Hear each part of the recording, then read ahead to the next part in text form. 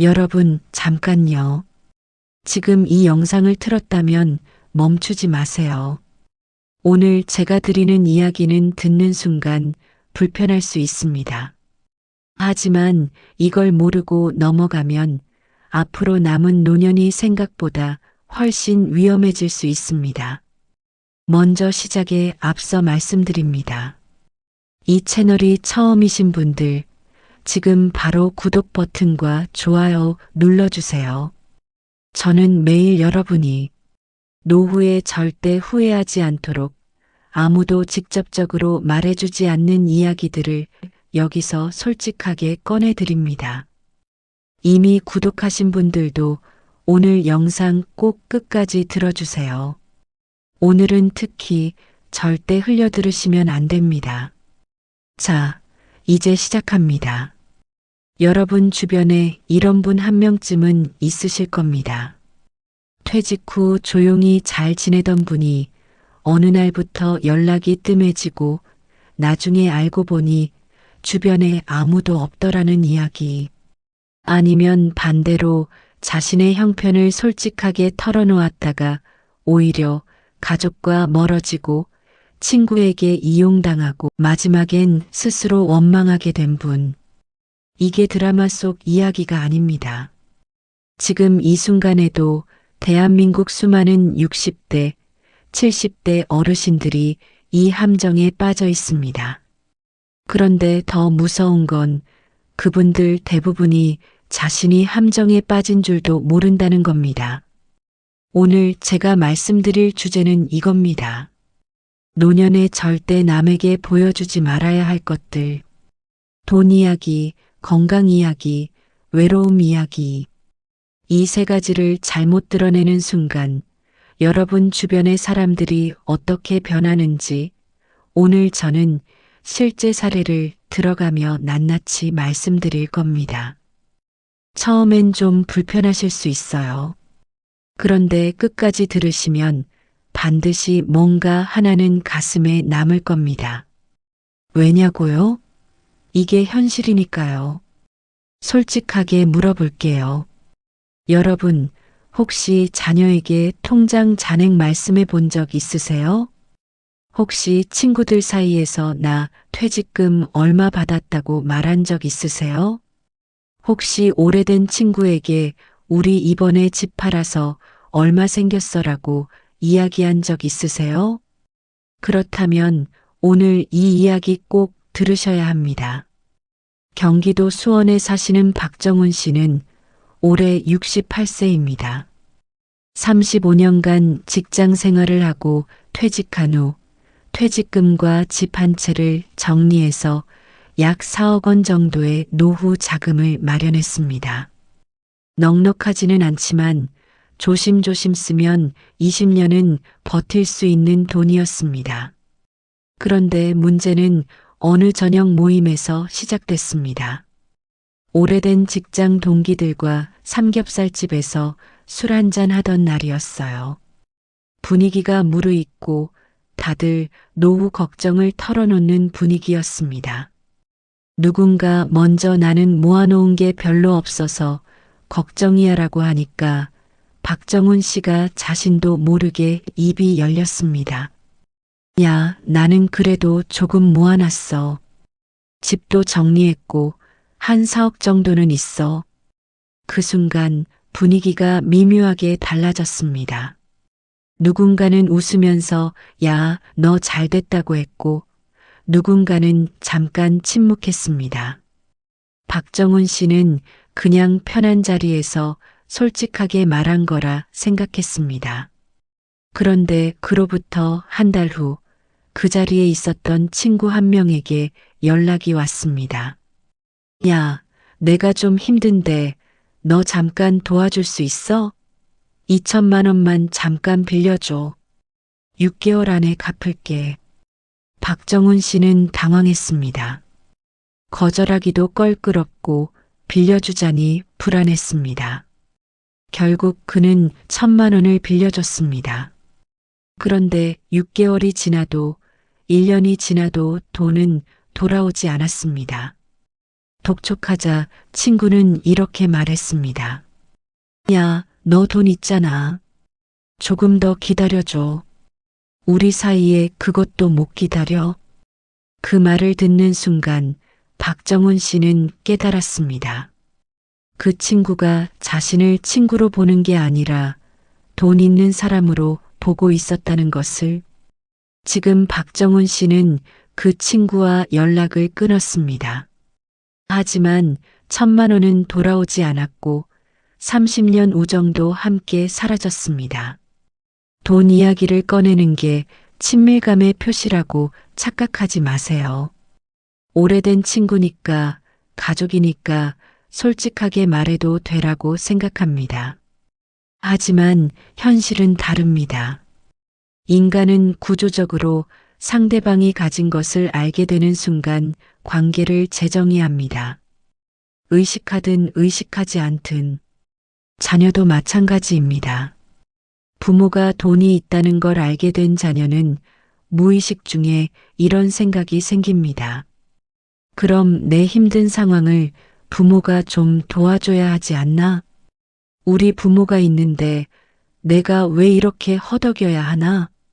그 순간부터 자녀와의 관계는 조금씩 달라지기 시작합니다. 단순한 효도 방문이 아니라 계산이 섞인 방문으로. 물론 모든 자녀가 그렇다는 게 아닙니다. 하지만 현실에서 그런 일이 생각보다 훨씬 많이 일어납니다. 스스로 본인에게 이런 질문 한번 해보세요. 내가 돈이 없다고 하면 지금 연락하는 사람들 중 몇 명이나 여전히 연락할까? 이 질문의 답이 진짜 관계와 가짜 관계를 가르는 기준입니다. 돈은 말하는 순간 관계의 성격이 바뀝니다. 그 이전의 관계로 돌아가는 건 불가능합니다. 노년의 돈은 조용히 지켜야 조용히 씁니다. 돈을 드러내는 순간 당신 주변 사람들은 당신이 아니라 당신의 돈을 봅니다. 이제 두 번째 이야기입니다. 노년이 되면 건강이 나빠지는 건 자연스러운 일입니다. 무릎이 아프고 혈압이 오르고 잠을 못 자고 어지럽고 소화가 안 되고 이게 노화입니다. 이건 부끄러운 일이 아닙니다. 그런데 문제는 그 아픔을 너무 자주, 너무 많이, 너무 다양한 사람에게 이야기할 때 생깁니다. 부산 해운대에 사시는 최순례 씨는 올해 72입니다. 남편을 먼저 보내고 혼자 사신 지 7년이 됐습니다. 슬아에 딸 둘이 있는데 큰 딸은 서울에, 작은 딸은 미국에 살고 있습니다. 최순례 씨는 혼자 사시다 보니 외로움이 컸고 그 외로움을 달래는 방법 중 하나가 몸 이야기였습니다. 이웃 할머니들과 모이면 자연스럽게 건강 이야기가 나오는데 최순례 씨는 유독 자신의 증상을 길게 자세히 이야기하는 편이었습니다. 내가 요즘 무릎이 너무 아파서 계단을 못 오르겠어. 혈압이 올라서 병원을 2군데나 다니고 있는데 약이 맞지 않는 것 같아. 밤에 잠을 못 자서 낮에 자꾸 졸리고 그러다 보니 밥도 제대로 못 먹어. 요즘엔 머리가 자꾸 어지러워서 혹시 큰 병이 있는 건 아닌가 걱정이야. 처음엔 이웃들도 걱정해줬습니다. 어머, 괜찮아요? 병원 가봤어요? 하면서 위로해줬습니다. 그런데 시간이 지나면서 이웃들의 반응이 달라졌습니다. 최순례 씨가 오면 슬그머니 자리를 피하거나 화제를 돌리거나 바쁜 척을 하기 시작한 겁니다. 어느 날 최순례 씨는 딸에게 이런 전화를 했습니다. 엄마, 요즘 어때요? 아이고, 나 요즘 너무 힘들어. 무릎은 더 나빠진 것 같고 어제는 어지러워서 쓰러질 뻔했어. 밥도 잘 못 먹고 잠도 못 자고 이러다 내가 어떻게 되는 건 아닌지 모르겠어. 너희가 너무 멀리 있어서 엄마가 혼자 이 고생을 하고 있잖니. 그 전화를 받은 딸은 잠깐 침묵하다가 이렇게 말했습니다.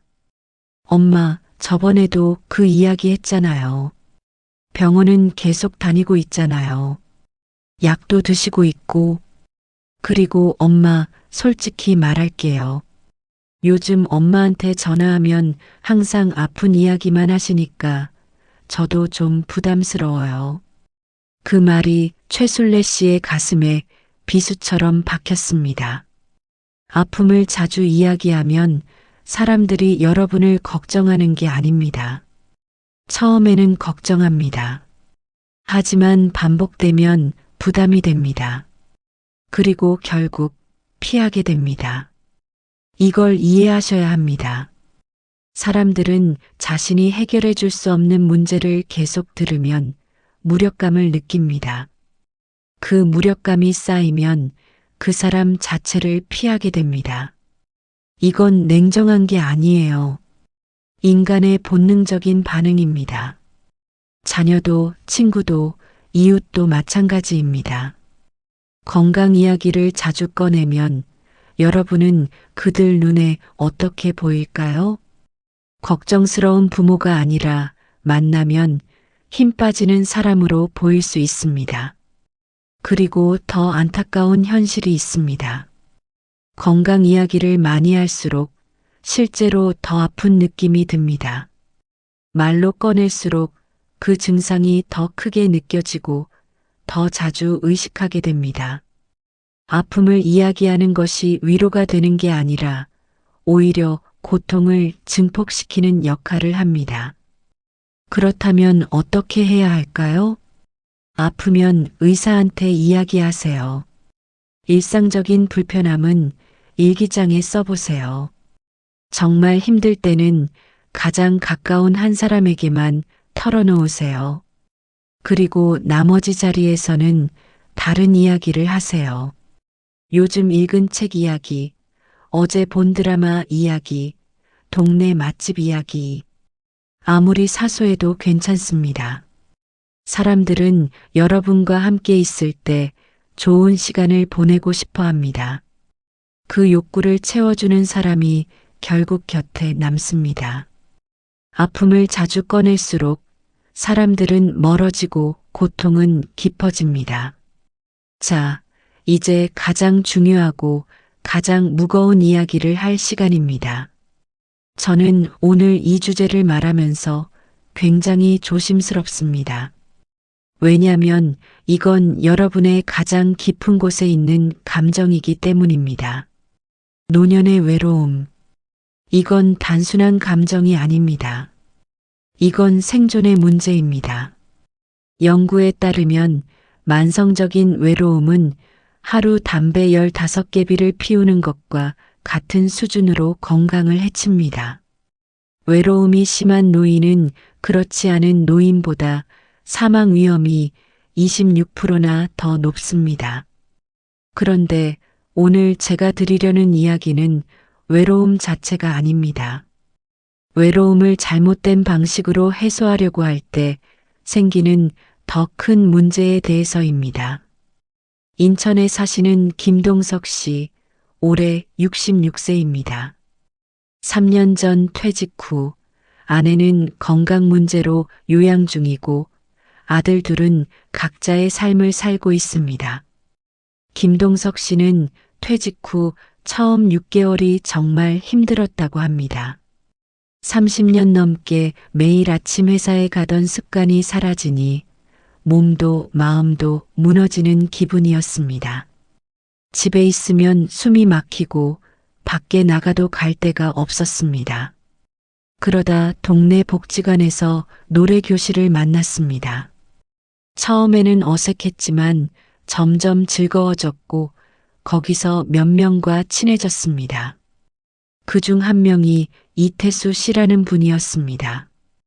비슷한 나이, 비슷한 처지, 말도 잘 통하고 자주 밥도 같이 먹었습니다. 그런데 몇 달 후 이태수 씨가 조심스럽게 이야기를 꺼냈습니다. 김 선생님, 제가 요즘 좋은 투자처를 하나 알게 됐는데요. 수익률이 꽤 좋아요. 혹시 관심 있으세요? 김동석 씨는 처음엔 거절했습니다. 그런데 이태수 씨는 포기하지 않았습니다. 밥을 자주 사고, 먼저 연락하고, 고민도 들어주고, 함께 시간을 보냈습니다. 김동석 씨는 어느 순간 이런 생각이 들었습니다. 이 사람이 나를 정말 좋아하는 것 같다. 진심으로 챙겨주는 것 같다. 그리고 결국 3천만 원을 투자했습니다. 지금 그 돈은 어디 있을까요? 이태수 씨는 연락이 두절됐습니다. 지금 이걸 하고 계신 분들 많습니다.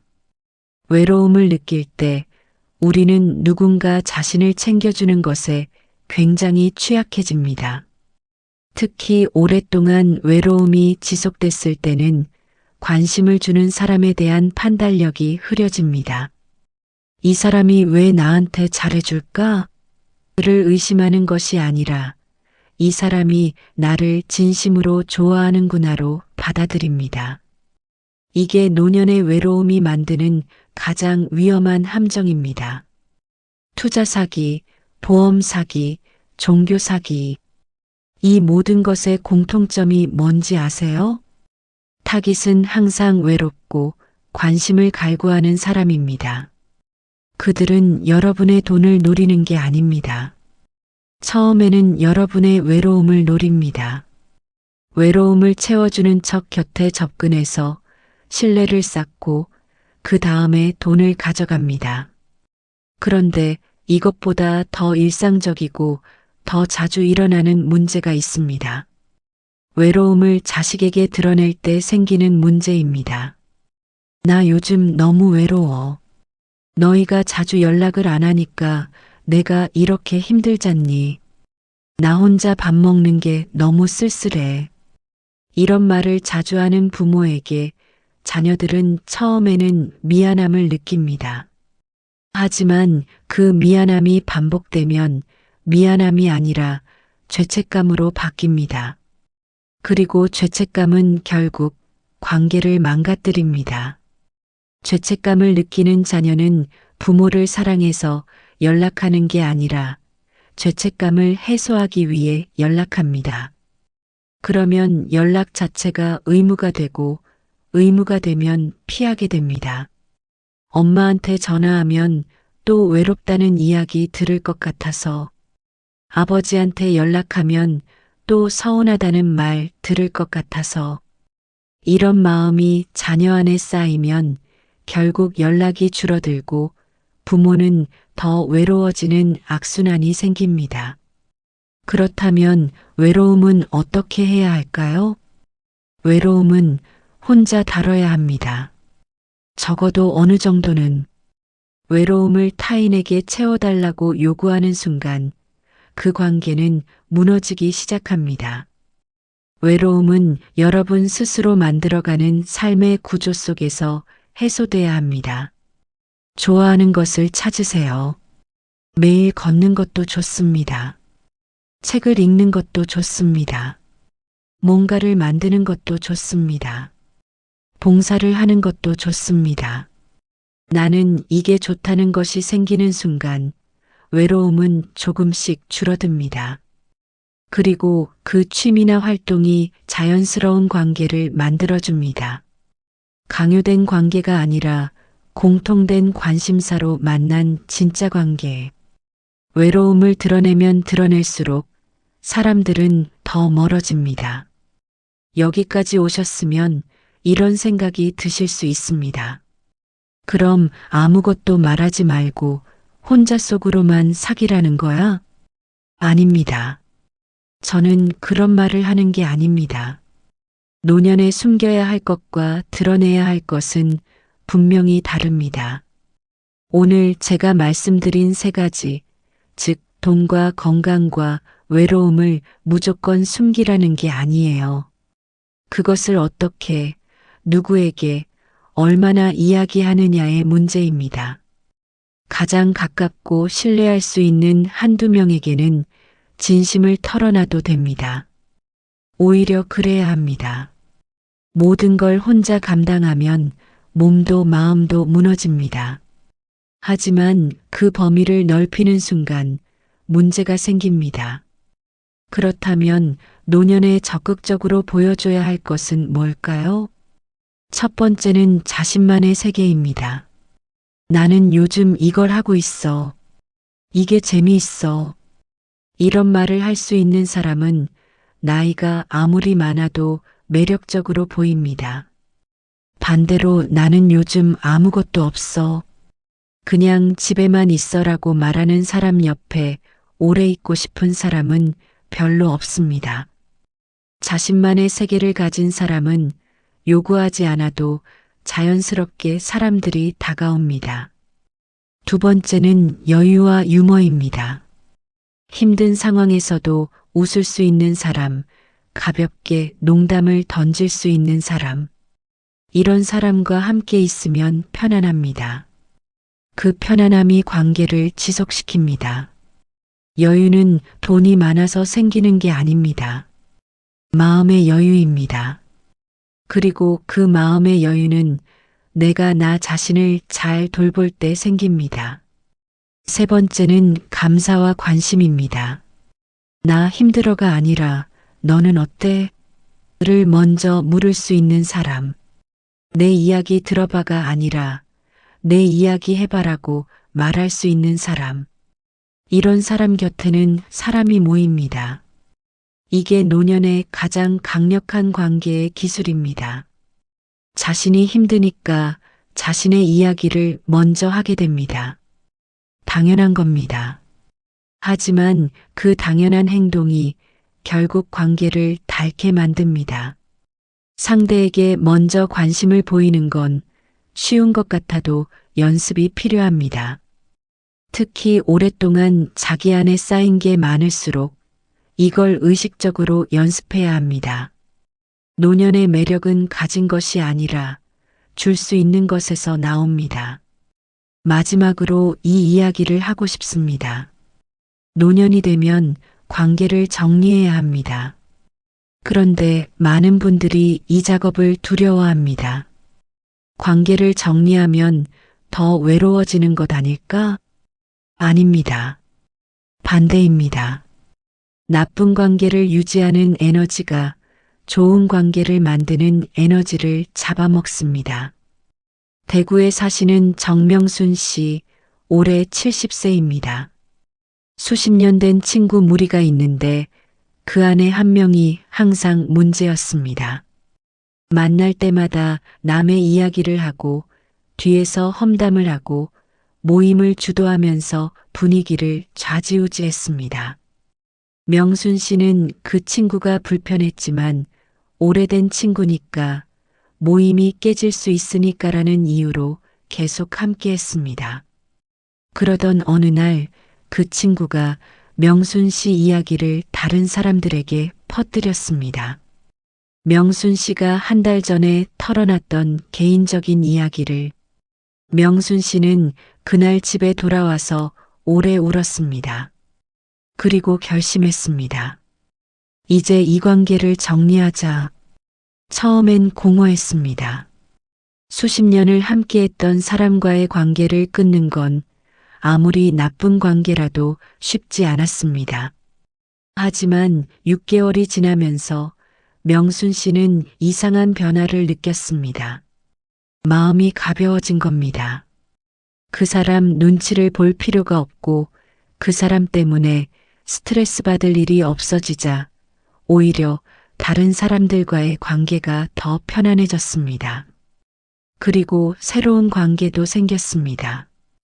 복지관에서 만난 그림 모임, 거기서 만난 2명의 친구. 만난 지 1년도 안 됐지만 수십 년 묵은 그 친구보다 훨씬 더 편안하고 좋습니다. 명순 씨는 이렇게 말했습니다. 나이 들수록 사람을 많이 만나려고 했는데 사실은 좋은 사람 몇 명이면 충분하더라고요. 이걸 모르면 정말 늦습니다. 노년의 관계는 양이 아니라 질입니다. 10명의 피곤한 관계보다 두세 명의 편안한 관계가 훨씬 낫습니다. 그리고 관계를 정리하는 건 차갑거나 나쁜 게 아닙니다. 자신을 지키는 가장 현명한 방법입니다. 나이가 들면 에너지가 줄어듭니다. 체력도 줄고 감정적인 회복력도 예전 같지 않습니다. 나쁜 관계에서 받은 상처가 젊을 때보다 훨씬 오래 남습니다. 그러니까 이제는 의식적으로 좋은 관계를 선택해야 합니다. 내 곁에 있으면 편안한 사람, 내 이야기를 들어주는 사람, 내가 힘들 때 조용히 곁에 있어주는 사람, 나에게 뭔가를 요구하지 않는 사람, 이런 사람들을 찾아야 하고 찾았으면 그 관계를 소중히 해야 합니다. 노년의 관계는 줄여야 깊어지고 비워야 채워집니다. 여기까지 들어주셨습니다. 오늘 제가 드린 이야기들이 불편하셨을 수 있습니다. 무겁게 느껴지셨을 수도 있습니다. 맞아, 나 저랬어라고 뜨끔하셨을 수도 있습니다. 그래도 됩니다. 그 불편함이 바로 오늘 이 이야기를 들으신 이유입니다. 저는 오늘 이 말을 꼭 드리고 싶습니다. 여러분은 지금까지 정말 열심히 살아오셨습니다. 젊을 때는 가족을 위해, 자식들을 위해, 직장을 위해 자신을 희생하며 살아오셨습니다. 누군가의 부모로, 배우자로, 직장인으로 그 역할들을 묵묵히 해내셨습니다. 그 세월이 쉽지 않았다는 걸 저는 압니다. 그런데 이제 노년이라는 새로운 계절을 맞이하셨습니다. 이 계절은 무엇인가를 잃어가는 시간이 아닙니다. 진짜 나로 살기 시작하는 시간입니다. 자식을 위해서도 아니고 남들 눈치 때문도 아니고 누군가의 기대에 부응하기 위해서도 아닌 오직 나 자신을 위한 삶. 이것이 노년이 줄 수 있는 가장 큰 선물입니다. 오늘 제가 드린 이야기들, 돈을 드러내지 마세요. 아픔을 전시하지 마세요. 외로움을 요구하지 마세요. 이 이야기들은 여러분을 더 다치게 만들라는 게 아닙니다. 오히려 반대입니다. 쓸데없는 것들을 조금 닫아두면 진짜 소중한 것들이 더 잘 열립니다. 진심을 나눌 수 있는 한두 명의 관계, 나 자신을 즐겁게 만드는 작은 습관, 매일 아침 일어나서 오늘 뭘 할지 기대되는 하루. 이것만 있어도 노년은 충분히 아름다울 수 있습니다. 당신이 지금 외롭다면 그 외로움은 나약한 게 아닙니다. 당신이 지금 아프다면 그 아픔은 부끄러운 게 아닙니다. 당신이 지금 돈 걱정을 한다면 그 걱정은 무능한 게 아닙니다. 그 모든 것이 살아있다는 증거입니다. 그리고 살아있는 한 변할 수 있습니다. 오늘부터 조금씩 하나씩. 여러분 곁에는 아직 좋은 사람들이 있습니다. 아직 좋은 하루들이 남아 있습니다. 아직 따뜻한 계절이 기다리고 있습니다. 포기하지 마세요. 그리고 자신을 너무 몰아붙이지도 마세요. 오늘 이 이야기를 끝까지 들어주신 것만으로도 여러분은 이미 충분히 용감한 분입니다. 오늘 영상이 도움이 되셨다면 구독과 좋아요, 댓글, 공유까지 부탁드립니다. 여러분의 구독 하나가 이 이야기가 필요한 더 많은 분들에게 닿을 수 있도록 해줍니다. 댓글로 오늘 이야기 중 가장 와닿은 부분이 어디였는지 꼭 남겨주세요. 저는 그 댓글 하나하나 다 읽습니다. 다음 주에도 여러분이 노후를 더 지혜롭게 살아갈 수 있도록 아무도 쉽게 꺼내지 않는 이야기를 들고 오겠습니다. 다음 영상에서 뵙겠습니다. 감사합니다.